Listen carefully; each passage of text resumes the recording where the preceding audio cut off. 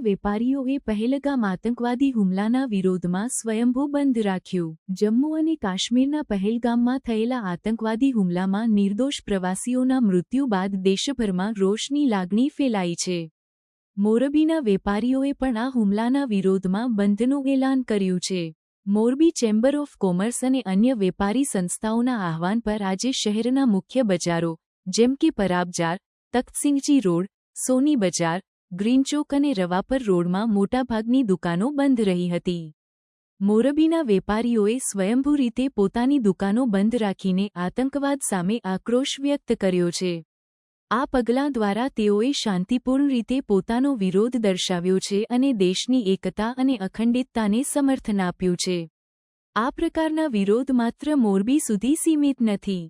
દિલ્હીમાં પણ વેપારી સંસ્થાઓએ પહેલગામ હુમલાના વિરોધમાં આજે બંધનું એલાન કર્યું છે.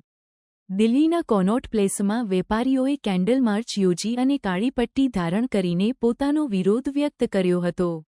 મોરબીના વેપારીઓના આ શાંતિપૂર્ણ વિરોધથી સ્પષ્ટ થાય છે કે દેશના નાગરિકો આતંકવાદ સામે એકજૂટ છે અને આવા હુમલાઓના વિરોધમાં એકસાથે ઊભા છે. આ પ્રતિક્રિયા દેશની એકતા અને શાંતિ માટે મહત્વપૂર્ણ સંદેશ આપે છે.